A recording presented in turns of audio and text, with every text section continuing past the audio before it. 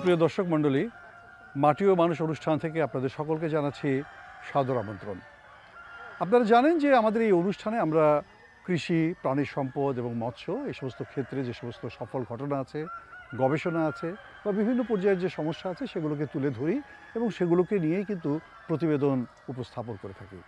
আমাদের আজকের অনুষ্ঠানে আমরা এরকম কিছু বিষয় আপনাদের সামনে তুলে ধরব। তাহলে চলুন চলে যাই আমাদের অনুষ্ঠানের মূল পর্বে।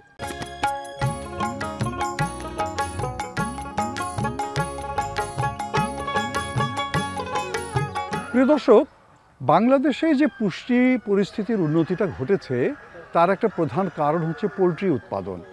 একটা সময় ছিল যে বাড়িতে আমরা একটি দুটি করে পোলট্রি পালন করতাম, মুরগি পালন করতাম, ডিম উৎপাদন হতো, সেটি আমাদের পারিবারিক পুষ্টির জন্যই কিন্তু ব্যবহৃত হতো। কিন্তু সাম্প্রতিক সময়ে আমরা জানি যে বেশ কয়েক বছর ধরে বাংলাদেশে পোলট্রি একটি শিল্পে রূপান্তরিত হয়েছে। এখানে যেমন অনেকেই আছেন যারা লাখ লাখ পোলট্রি পালন করেন, আবার অনেকেই আছেন যারা নাকি 100, 200, 300, 400 পোলট্রি পালন করেন। আবার এটাও ঠিক যে বর্তমান সময়ে এসে আমরা যেমন বিদেশি পোলট্রি যখন পালন করছিলাম, ব্রয়লার পালন করছিলাম, সাথে সাথে কিন্তু দেশীয় পোলট্রি নিয়েও কিন্তু মানুষের আগ্রহ বেড়েছে এবং সেটি নিয়েও কিন্তু কার্যক্রম হচ্ছে। আমরা আজকে এসেছি প্রাণী সম্পদ গবেষণা ইনস্টিটিউটে, যেখানে আমাদের দেশি পোলট্রি নিয়ে গবেষণা চলছে এবং সেই গবেষণার মধ্য দিয়ে নতুন নতুন জাত উদ্ভাবন করার চেষ্টা করছেন বিজ্ঞানীরা, এবং ইতিমধ্যেই সেগুলো সফলতা আমরা দেখতে পেয়েছি এবং এই সফলতার ধারায় কিন্তু অগ্রসর হচ্ছে অন্যান্য কর্মকাণ্ড। এই বিষয় নিয়ে দেখুন আমাদের এখনকার প্রতিবেদন।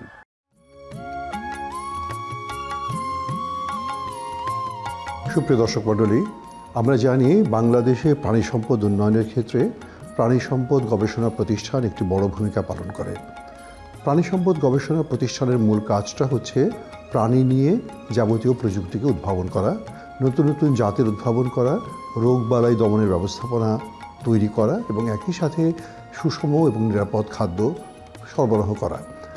প্রাণী সম্পদ গবেষণা ইনস্টিটিউট গত কয়েক দশকে বাংলাদেশের প্রাণী সম্পদের ক্ষেত্রে অনেক প্রযুক্তি উদ্ভাবন করেছে, যে প্রযুক্তিগুলো মাঠ পর্যায়ে ব্যাপকভাবে সম্প্রসারিত হয়েছে। সাম্প্রতিক যে গবেষণাগুলো আছে সে গবেষণাগুলোও কিন্তু বাংলাদেশের প্রাণী সম্পদ উন্নয়নের ক্ষেত্রে একটি বড় ধরনের ভূমিকা পালন করবে। আমরা এই বিষয়ে কথা বলেছি বাংলাদেশ প্রাণী সম্পদ গবেষণা ইনস্টিটিউটের মহাপরিচালক ডক্টর শাকিলা ফারুকের সাথে। সুপ্রিয় দর্শক, আমাদের সাথে আছেন বাংলাদেশ প্রাণী সম্পদ গবেষণা ইনস্টিটিউটের মহাপরিচালক ডক্টর শাকিলা ফারুক। আমরা তার কাছ থেকে একটু শোনার চেষ্টা করি যে বর্তমানে প্রাণী সম্পদ গবেষণার স্ট্যাটাসটা কি। আপনারা তো অনেক দিন থেকেই করছেন এবং বাংলাদেশ প্রাণী সম্পদ গবেষণা ইনস্টিটিউট অনেক সফলতা এর মধ্যে অর্জন করেছে। আপনি কি বলবেন যে চলমান গবেষণাগুলো কোনটাতে আপনারা ফোকাস বেশি দিচ্ছেন বা কোনটাকে আপনারা গুরুত্ব বেশি দিচ্ছেন এই সময়? আমরা মূলত যেই গবেষণাগুলোকে প্রায়োরিটি দিচ্ছি, মূলত আমরা লোকাল জার্ম প্লাজমগুলোকে বেশি প্রায়োরিটি দিচ্ছি। সেখানে আমাদের গরুর জাত আছে অনেকগুলো, যেমন আপনারা নাম শুনেছেন যে আরসিসি, রেড চিটাগাং ক্যাটেল, তারপরে পাবনা ক্যাটেল, মুন্সিগঞ্জ ক্যাটেল। এখন আরও দুইটা আমরা অ্যাড করেছি, সেটা হলো নেত্রকোনা ব্ল্যাক এবং নর্থ বেঙ্গল গ্রে। তো সেগুলোর উপর আমাদের একটা কার্যক্রম চলমান আছে, যেটা মাংস উৎপাদনকারী গরুর জাত উৎপাদনের জন্য। সেটা আমাদের 4টা বিদেশি জাতের সিমেন্ট এনে আমাদের যে পাবনা ক্যাটেল আছে সেই ক্যাটেলের গাভীকে আমরা পাল দিচ্ছি সিমেন্ট দিয়ে।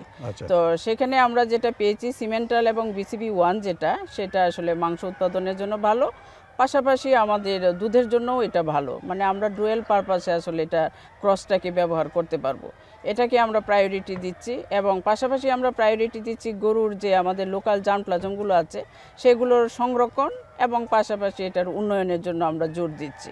আপনারা জানেন পাবনা ক্যাটেল দীর্ঘদিন যাবৎ BLRI পাবনা ক্যাটেলের উপর কাজ হচ্ছে এবং পাবনা ক্যাটেলটা কিন্তু অলরেডি আমাদের উন্নয়নকৃত একটি জাত, এবং এই জাতটাকেই আমরা আসলে ব্যবহার করে আমরা মাংস উৎপাদনকারী আমরা মাংসের যে জাত আর কি সেটা গরুর জাত তৈরি করতে চাচ্ছি। ডিমান্ড এটা সারা বাংলাদেশে ডিমান্ডও ভালো। তারপরে আপনারা শুনছেন যে আমাদের মহিষের উপর কাজ হচ্ছে। ইতিমধ্যেই আমরা আসলে ইন্ডিয়া থেকে আমাদের কিছু মহিষ, মুরা জাতের মহিষ আমরা নিয়ে আসব।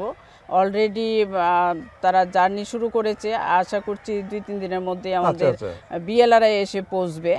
তো এগুলো আসলে আমিও প্রি শিপমেন্ট ইন্সপেকশনে গিয়েছিলাম, আমি নিজে চোখে দেখে এসেছি। ওরা 15 থেকে 20 লিটার দুধ দেয় এবং অন অ্যান অ্যাভারেজ পুরো ল্যাকটেশন পিরিয়ডে 10 লিটার দুধ দিচ্ছে।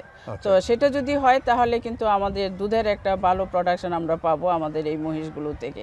তো আমাদের মহিষের যেমন বিদেশি জাত আমরা নিয়ে আসতেছি এবং আমাদের লোকাল মহিষও আছে। যেটা সিলেট অঞ্চলে পাওয়া যায় বা আমাদের যে লোকাল যে এনিমেলগুলো আছে মহিষগুলো, সেটার উন্নয়নের উপর আমাদের কাজ হচ্ছে। তারপর আপনারা শুনে খুশি হবেন যে আমাদের একটা বিশ্ব পরিচিত একটা জাত আছে ব্ল্যাক বেঙ্গল গোট। আমরা ব্ল্যাক বেঙ্গল গোটের জাত উন্নয়ন এবং সংরক্ষণের উপর মূলত কাজ করছি। পাশাপাশি এই ব্ল্যাক বেঙ্গল ছাগলের যে কৃত্রিম প্রজনন, সেটার উপর আমরা ব্যাপকভাবে কাজ করছি। কারণ জানেন আপনারা, গ্রামাঞ্চলে আসলে পাটা পালনের একটা ঝুঁকি রয়েছে এবং সামাজিকভাবে যারা পাটা পালন করে তারা নিজেকে একটু হেয় মনে করে, যার ফলে আমরা এখন কৃত্রিম প্রজননের মাধ্যমে সিমেন্ট কালেকশন করে সেটাকে প্রিজার্ভ করছি এবং অ্যাজ ওয়েল এজ এটা স্ট্র তৈরি করছি এবং এটা গ্রামীণ খামারিদের মাঝে তাদের ছাগিকে এই সিমেন্ট দিয়ে পাল দেওয়াচ্ছি। মানুষের কাছে তো যেহেতু দেশি মুরগির একটা বড় চাহিদা ধরনের রয়েছে। চাহিদা রয়েছে, জি। এটা ভালো রিপ্লেসমেন্ট হতে পারে। জি, আসলে ব্রয়লারের রিপ্লেসমেন্ট দেশি মুরগি হয়তো 100% হবে না, কারণ ব্রয়লার একটা মাংস উৎপাদনকারী জাত। আমাদের দেশি মুরগিও মাংস উৎপাদনকারী জাত, কিন্তু এটার মাংসের পরিমাণ কম হলেও যে এটা যে টেস্ট, জি, জি।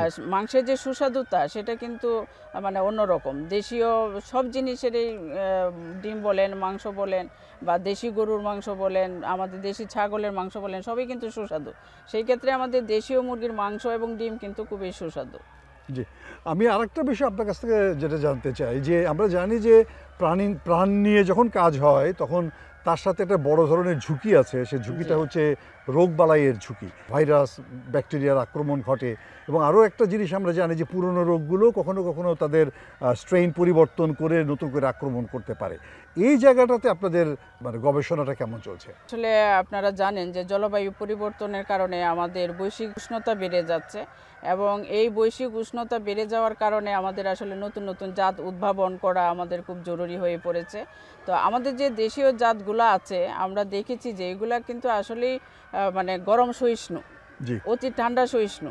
এরা কিন্তু আমাদের দেশের যে আবহাওয়া সেটার সাথে খুবই অ্যাডাপ্টেবল, যার ফলে এদের মানে রোগবালাই আমরা যে ভ্যাকসিন প্রয়োগ করি, এটা একটা শিডিউল অনুসারে মেনটেন করে ভ্যাকসিন প্রয়োগ করলে আমাদের আসলে ওই ধরনের কোনো হ্যাবক এখন পর্যন্ত আসলে মানে আমাদের দেশি হয়নি। জাতগুলোর ক্ষেত্রে হয় না। তবে হ্যাঁ, বৈশ্বিক উষ্ণতার কারণে নতুন নতুন ডিজিজ প্রাদুর্ভাব ঘটতে পারে। তো সেটার আমাদের যে হেলথ ডিভিশন আছে তারা কাজ করছে নতুন নতুন ভ্যাকসিন উদ্ভাবনের। আর মিউটেশন ঘটে যেটা হয় স্টেইন, সেটার উপরও কাজ হচ্ছে, আমাদের হেলথ ডিভিশন এটা করছে। তারা H9N2 পোলট্রির যে বার্ড ফ্লু আমরা বলি একটা স্টেইন, সেটার ভ্যাকসিন আসলেও আমরা এখন উদ্ভাবনের পর্যায়ে রয়েছি এবং আশা করছি কিছুদিনের মধ্যে এটা আমরা হস্তান্তরে যাব আর কি। খাদ্য খরচটা নিয়ে কিন্তু খামারিরা সবসময় একটা চ্যালেঞ্জের মধ্যে থাকেন, আর এ কারণেই তাদের উৎপাদন খরচ অনেকটা বেড়ে যায়। আপনারা কি এরকম কোনো পদ্ধতি সাজেস্ট করছেন কি না, যাতে খামারিরা তাদের খাদ্য খরচকে মিনিমাইজ করতে পারে কিন্তু প্রোডাক্টিভিটিকে ঠিক রেখে? সেরকম কোনো কাজ আপনাদের চলছে কিনা?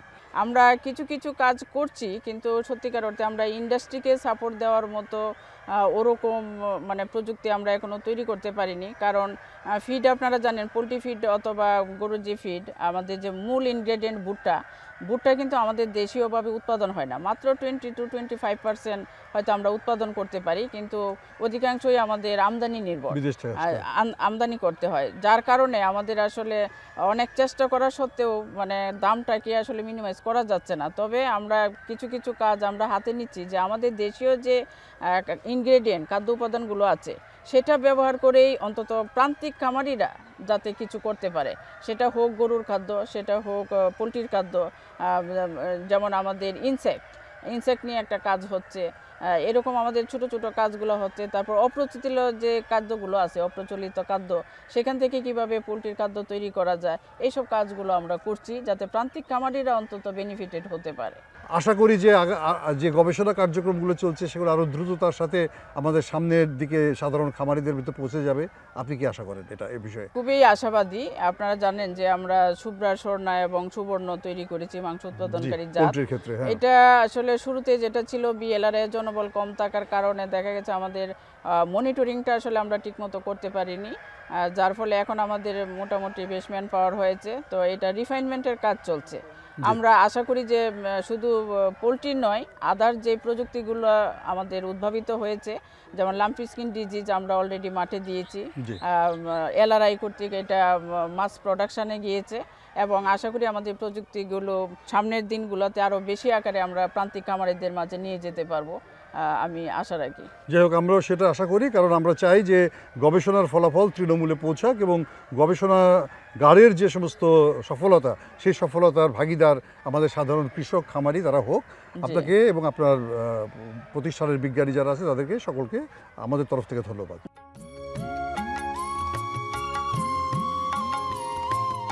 মহাপরিচালকের সাথে কথা বলে যেটি আমরা বুঝতে পারলাম যে সকল ক্ষেত্রেই কিন্তু প্রাণী সম্পদ গবেষণা প্রতিষ্ঠান কাজ করছে।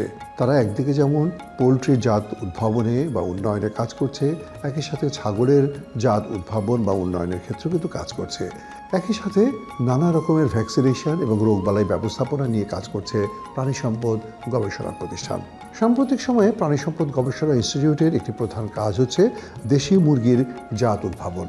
আমরা জানি যে দেশি মুরগির প্রতি বাংলাদেশের মানুষের একটি বড় ধরনের আগ্রহ রয়ে গেছে এবং বাংলাদেশের মানুষ কিন্তু দেশি মুরগিকে বেশি পছন্দ করেন। প্রাণী সম্পদ গবেষণা ইনস্টিটিউট তারা কিন্তু দেশি মুরগির কতগুলো জাতকে নির্বাচন করেছে এবং সেগুলোর জেনারেশন থেকে জেনারেশন পর্যন্ত গবেষণা করে দেখছে যে কী কী উন্নয়ন ঘটানো যায়। বর্তমানে দেশি মুরগির 13তম জেনারেশন নিয়ে তারা কাজ করছে। প্রথমত যে জাতটি নিয়ে কাজ করছে সেগুলো হচ্ছে কমন দেশি মুরগি, যে দেশি মুরগির ওজন হয় 1500 থেকে 3000 গ্রাম এবং বার্ষিক ডিম উৎপাদন 170 থেকে 180। এখানে কিন্তু একটা বলা বাহুল্য যে আমাদের যে বিদেশ থেকে জাতগুলো নিয়ে আসা হয়েছে সেগুলোর তুলনায় কিন্তু এগুলোর উৎপাদনশীলতা একেবারে কম নয়, বরং অনেক ক্ষেত্রেই ভালো। পাহাড়ি মুরগি হিসেবে যেটি আছে সেগুলোরও কিন্তু ডিম উৎপাদন ক্ষমতা 150 থেকে 160টি এবং 1800 থেকে 4000 গ্রাম পর্যন্ত ওজন হয়ে থাকে। আরেকটি জাত আছে যেটি হচ্ছে গলাছেলা মুরগি, যেটি গ্রামে গঞ্জে বিভিন্ন পর্যায়ে দেখতে পাওয়া যায়। সেই গলাছেলা মুরগির ওজন হয় 1500 থেকে 3000 গ্রাম এবং ডিম উৎপাদন ক্ষমতা 180 থেকে 190টি। এই মুরগিগুলোর ক্ষেত্রে সবচেয়ে বড় সুবিধা হচ্ছে এগুলো চড়িয়ে খাওয়ানো যায় এবং এগুলো দেশি যে খাবারগুলো আছে সেই খাবারগুলো দিয়ে এগুলোকে পালন করা যায়। এগুলোর ক্ষেত্রে উৎপাদন খরচ কম, রোগবালাই প্রতিরোধক ক্ষমতা এগুলোর বেশি, তুলনামূলকভাবে লাভজনক এবং যে কোনো পর্যায়ে কিন্তু এটি চাষ করা যায়। এগুলো যেমন নাকি মানুষ তাদের আঙিনায় এবং উঠোনে চাষ করতে পারেন বা পালন করতে পারেন, একই সাথে কিন্তু বাণিজ্যিকভাবেও পালন করতে পারেন। এগুলো একই সাথে ডিম উৎপাদনের জন্য এবং মাংস উৎপাদনের জন্য ব্যবহার করা যায়। এ বিষয়ে বিজ্ঞানীদের সাথে কথা বলছেন আমাদের প্রতিবেদক জনাব আতাউর রহমান বিটন। ইউসুফ আলী সাহেব, আপনাকে মাটি ও মানুষ টিমের পক্ষ থেকে শুভেচ্ছা জানাই। ধন্যবাদ মাটি ও মানুষের টিম থেকে। আজকে আমি এই আমাদের গবেষণা শেডের যে 5 নম্বর শেড আছে, এখানে মূলত দেশি মুরগি নিয়ে গবেষণা করা হয়। আমরা এইখানে দেশি মুরগির মধ্যে যেগুলো আছে উল্লেখ্য 3টা জাত নিয়ে গবেষণা করি। এর মধ্যে একটি হলো কমন দেশি, যেটা সচরাচর কমন দেশি এগুলা আমরা এগুলা গ্রাম বাংলার বাড়িগুলোতে যেগুলা দেখি সেটা কমন দেশি নামে পরিচিত। আরেকটা জাত হলো খুবই ডিস্টিংক্ট ক্যারেক্টার, সেটা হলো আমাদের গলাছিলা। এটা আমাদের যে বাংলাদেশ সহ এশিয়া মহাদেশের যে দেশগুলোতে টেম্পারেচার হাই, ওই দেশগুলোতে দেখা যায়, যেমন আফগানিস্তানে আছে, বাংলাদেশে আছে, ইন্ডিয়াতে আছে, পাকিস্তানেও কিছু আছে। আমরা এটা আগে আমাদের দেশেও ছিল, এখন অত বেশি দেখা যায় না। এখন বিভিন্ন কারণে আমাদের এটা বিলুপ্তির পথে, এখন বিলুপ্তির পথে বলা যাবে না, যে রিপ্লেস হচ্ছে কমার্শিয়াল দিয়ে। এটা আমরা কিভাবে খামারিরা আবার এই ভালো যাত্রা পেতে পারে সেই বিষয়ে আমরা মূলত গবেষণা করছি এবং ইমপ্রুভ করার চেষ্টা করছি আমাদের গবেষণার মাধ্যমে। দেশি জাত পেলাম, গলাছিলা জাত পেলাম। গলাছিলা এটা আমাদের আরেকটা জাত আছে যেটা খুবই পপুলার এবং এটা টোটালি ডিস্টিংক্ট ক্যারেক্টার হলো এটা হিলি মুরগি, পাহাড় থেকে সংগ্রহ করা। আমরা প্রথম দিকে পাহাড় থেকে এই মুরগিগুলো সংগ্রহ করেছিলাম। সংগ্রহ করার পরে এগুলাতে বাংলাদেশ প্রাণী সম্পদ গবেষণা ইনস্টিটিউট বিভিন্ন পর্যায়ে বিভিন্ন ক্রাইটেরিয়া সেট করে গবেষণা করার মাধ্যমে এখন 13তম জেনারেশনে আসছে। এটা মূলত বাংলাদেশের ডুয়াল পারপাসে ব্যবহার করা হয়। আমরা এটাকে মাংসের জন্য ডিক্লারেশন করব এই পর্যায়ে আছে। আমরা আর কিছু গবেষণা করার পরে মাংসের জাত হিসেবে, আমাদের নিজস্ব জাত হিসেবে আমরা ঘোষণা করব। আমরা তো ওদের কাছ থেকে ডিমও পাচ্ছি। হ্যাঁ, ডিমও পাচ্ছি। ডুয়াল পারপাস অর্থ হলো আমরা মাংসের জন্য একজন খামারি এটা রেয়ার করতে পারে এবং ডিমের জন্য রেয়ার করতে পারে। বাংলাদেশ প্রাণী সম্পদ গবেষণা ইনস্টিটিউট এর আগে 2টি জাত উদ্ভাবন করেছে। একটি হচ্ছে বিআরআই লেয়ার 1 যেটি শুভ্রা নামে পরিচিত, আরেকটি হচ্ছে বিআরআই লেয়ার 2 যেটি স্বর্ণা নামে পরিচিত। এই দুটি মুরগিও কিন্তু বর্তমানে বিভিন্ন জায়গায় পালন করা হচ্ছে।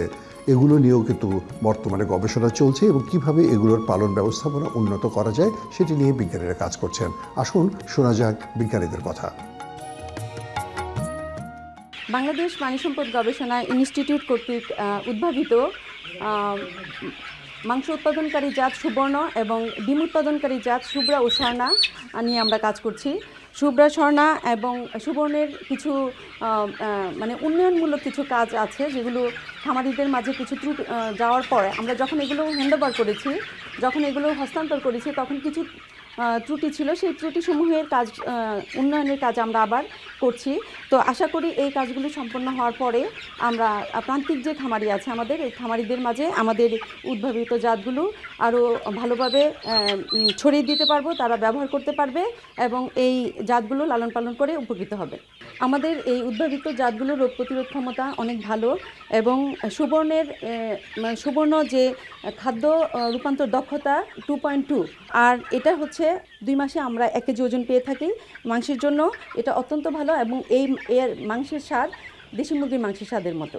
এই জাতটার বাজারে অনেক চাহিদা এবং খামারিদের মাঝে এটা ব্যাপক আলোড়ন সৃষ্টি করেছে।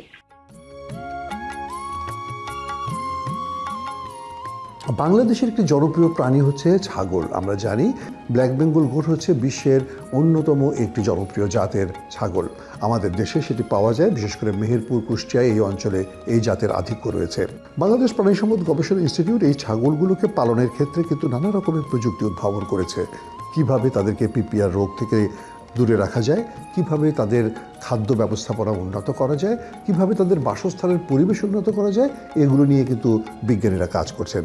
একই সাথে বর্তমান সময়ে ছাগলের কৃত্রিম প্রজননের জন্য তারা কাজ করছেন। আমরা জানি ছাগলের ক্ষেত্রে কৃত্রিম প্রজনন একটি নতুন ধারণা। সাধারণভাবে এর আগে আমরা স্থানীয় পাঠা থেকেই এদের প্রজনন ঘটাতে পারতাম, কিন্তু বর্তমান সময়ে এসে বলা হচ্ছে যে জাতের বিশুদ্ধতা রক্ষার জন্য কৃত্রিম প্রজনন খুবই দরকার, আবার জাতের উন্নয়নের জন্য কিন্তু কৃত্রিম প্রজনন খুবই দরকার। সেক্ষেত্রে প্রাণী সম্পদ গবেষণা ইনস্টিটিউট প্রযুক্তি উদ্ভাবন করেছে এবং সেগুলো মাঠ পর্যায়ে ব্যবহার করা হচ্ছে। এ বিষয়ে বিস্তারিত আলোচনা হলো ছাগল পালনের বিষয়ে যারা কাজ করছেন সেই সব বিজ্ঞানীদের সাথে। ডক্টর ফারহানা আফরোজ, আপনাকে মাটি ও মানুষ টিমের পক্ষ থেকে শুভেচ্ছা জানাই। ধন্যবাদ আপনাকেও। জি, তো এই প্রাণী সম্পদ ইনস্টিটিউট আমরা এখন যেখানে দাঁড়িয়ে আছি, এখানে ছাগল গবেষণা হচ্ছে। কি কি জাতের ছাগল গবেষণা হচ্ছে? এখানে আছে ব্ল্যাক বেঙ্গল ছাগল, বয়ার ছাগল এবং যমুনাপাড়ি ছাগল রয়েছে বিশুদ্ধ জাত। এবং ব্ল্যাক বেঙ্গল ছাগলের ভিতরে আমাদের 5টা ভ্যারাইটি আছে এখানে। তার মধ্যে পিওর ব্ল্যাক, এটা একটা ভ্যারাইটি। তারপরে সলিড হোয়াইট, মানে একদম সাদা বর্ণের কোট কালার যেটা। তারপরে আছে টোগেনবার্গ প্যাটার্ন বা বৈরাগী ছাগল এটাকে বলে। তারপরে আছে আপনার রাস বেল্ট, মানে পেটের ভিতরে একটু সাদা স্টেপ দেওয়া, এটা ব্ল্যাক বেঙ্গলের আরেকটা ভ্যারাইটি। এবং আরেকটা যেটা আছে আমাদের এখানে পাহাড়ি যে ছাগলটা আছে, ওটা মূলত আমাদের হিলি এরিয়ায় আছে, কিন্তু এটাও হচ্ছে ব্ল্যাক বেঙ্গল ছাগলেরই একটা ভ্যারাইটি।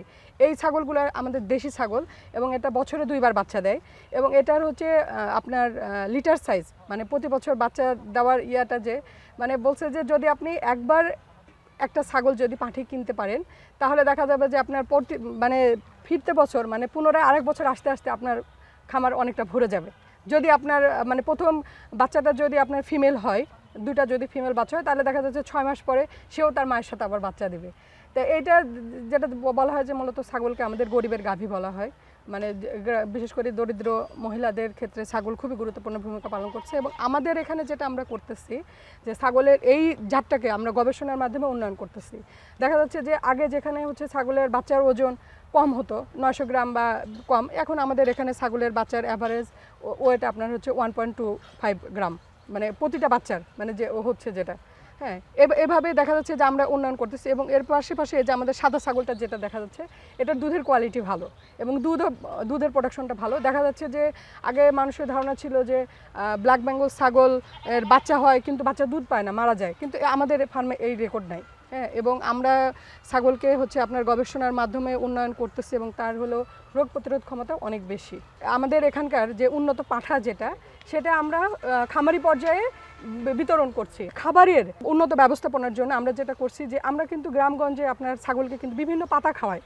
কাঁঠালের পাতা, আমের পাতা, কলার পাতা, এই পাতাগুলো খাওয়াচ্ছি, কিন্তু অ্যাকচুয়ালি যে কোন খাবারটা মানে কোন পাতাটা খাওয়াইলে ছাগল প্রপার পুষ্টি পাবে সেটার জন্য আমরা এখানে গবেষণা করছি, ঠিক আছে। এবং দানাদার খাবারের একটা রেশিও সেটাও আমরা মেনটেন করতেছি, যে আসলে কোন পর্যায়ে দিলে বা কতটুকু পরিমাণে দিলে আমার ছাগলটা অতি তাড়াতাড়ি বাড়বে।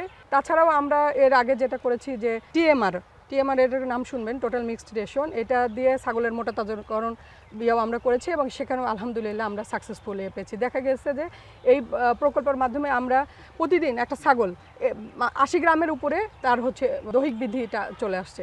যে এইটাও যদি আমাদের গ্রামীণ পর্যায়ে আমাদের কৃষক ভাই বোনরা যদি অল্প জায়গায় ছাগল মোটা তাজাকরণ করতে পারবে, এবং আমরা আশা করছি যে ইনশাল্লাহ আমাদের ছাগল গবেষণা খামার থেকে দেশের জন্য আরও ভালো বিশুদ্ধ জাতের ব্ল্যাক বেঙ্গল ছাগলের পাঠা আমরা সরবরাহ করতে পারবো ইনশাল্লাহ।